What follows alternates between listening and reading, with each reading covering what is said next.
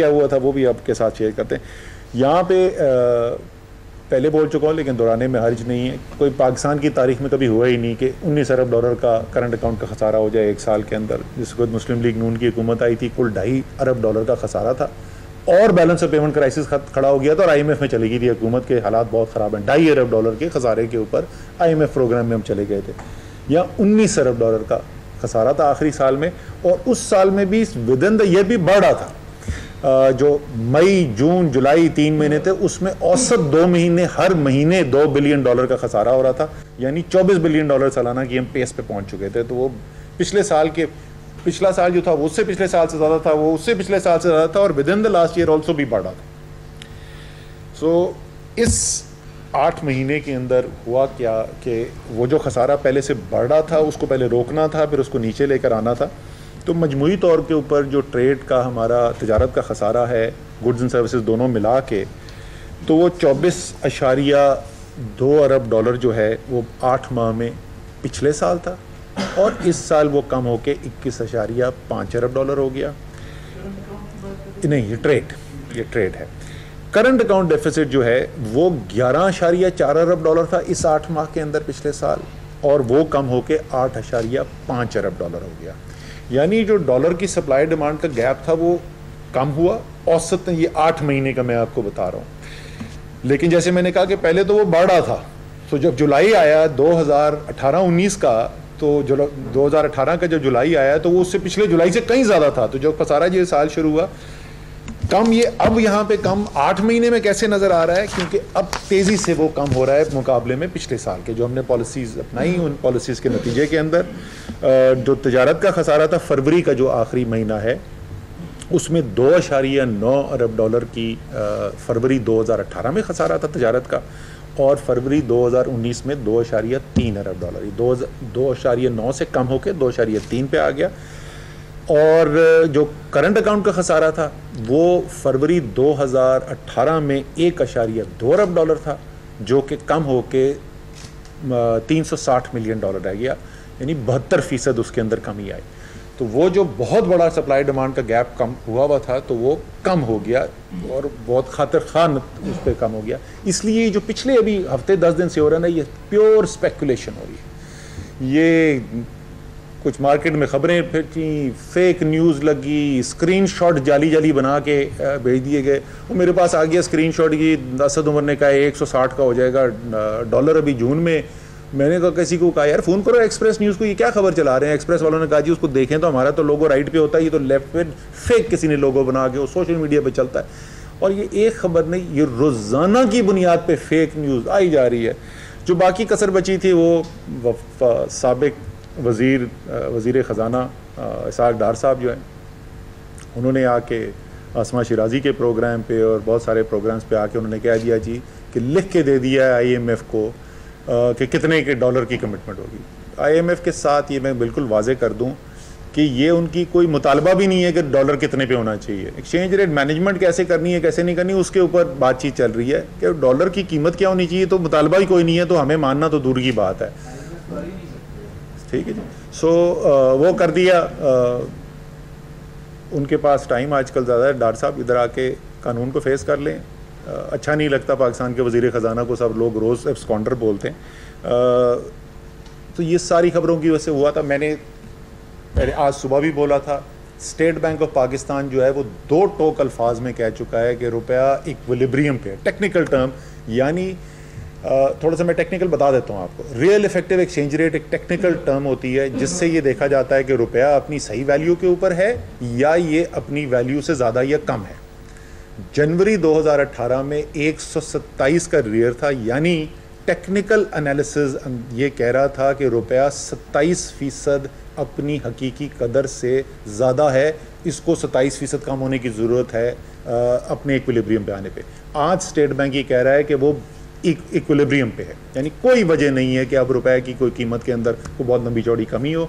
ये स्पेकुलेटिव है, और ऐसे में लोगों को भी कह रहा हूँ कि ये खाम खीम जो बातें बना के आप ऐसी कोई अच्छी इन्वेस्टमेंट करें स्टॉक मार्केट के अंदर बड़ी अच्छी सुगत अट्रैक्टिव वैल्यूएशन है, वहाँ पे पैसा डाल दें, और ज़मीनों की कीमतें बड़ी आजकल अट्रैक्टिव हुई तो डाल दें। ये डॉलरों के अंदर जो लोगों ने आपको पीछे लगाया है ना, आपका नुकसान करवा रहे हैं और कुछ भी नहीं है। और ये जो कर रहे हैं ना स्पेकुलेटिव एक्टिविटी जो कर रहे हैं, इनसे भी मैं कह रहा हूँ कि ये अगर ये एक्टिविटी अगर 1-2 दिन और चली ना तो फिर हमें जो है फिर कानून का सहारा भी लेना पड़ेगा, बट लेकिन इंशाल्लाह ताला वो हो जाएगा। तो डॉलर की ये मैंने आपको बता दिया कि इस वक्त की है। अब ज़रा सा देख लें कि ये जो रोज़ बयान देते हैं जिन्होंने कहा कि डॉलर की कदर, रुपए की कदर गिरने से, डॉलर मजबूत होने से तबाही आ गई पाकिस्तान में और पाकिस्तान की तारीख में आज तक ये नहीं हुआ था, तो इनको ज़रा सा देख लें कि ये पहले हुआ क्या था। जो बैलेंस ऑफ पेमेंट क्राइसिस से इन्होंने डील किया तो क्या हो गया था। मैं दोबारा रिपीट करूँगा कि वो जो बैलेंस ऑफ पेमेंट क्राइसिस, जो करंट अकाउंट का खसारा हमने इनहेरिट किया है, उसका अशर अशीर नहीं था इनका। उसके बावजूद क्या हुआ था रुपए के अंदर, पहले 8 महीने में जो हमारे हुकूमत के उससे कंपेरेबल पीपल्स पार्टी की हुकूमत जब आई जी, पहले 8-9 महीनों के अंदर 25.5% की कमी हो गई रुपए के अंदर की कीमत के अंदर। रुपए की डॉलर पैरिटी में 25.5% कमी हुई।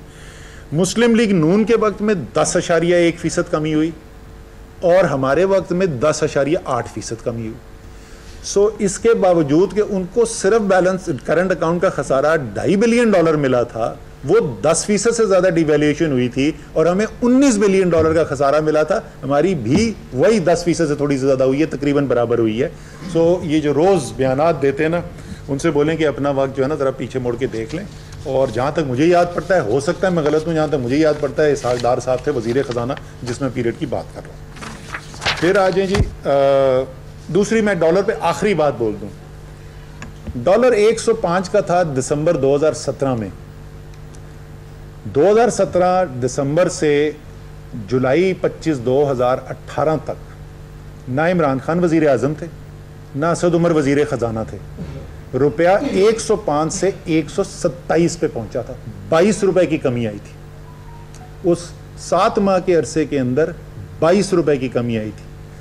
तहरीक इंसाफ की हुकूमत आने के बाद 7 माह के अंदर रुपए की कदर में मजीद 14 रुपए कमी आई है, लेकिन उससे कम कमी आई है जो उससे पहले 7 महीने गुजरे थे जिसमें हमारी हुकूमत नहीं थी।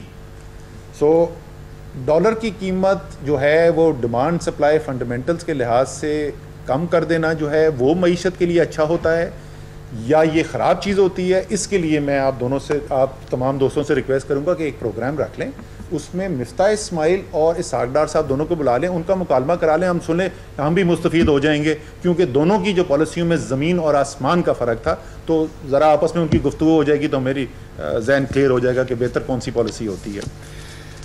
अब आ जाएँ जी महंगाई के ऊपर। मैं एक से ख़त्म कर लूँगा ना फिर आप लूँगा। अच्छा, फिर आ जाए जी महंगाई के ऊपर। मैं बार बार कहता हूँ महंगाई है, इसमें कोई हुकूमत ही किसी रुकन को ये नहीं कहना चाहिए कि महंगाई नहीं है, ये हकीकत है।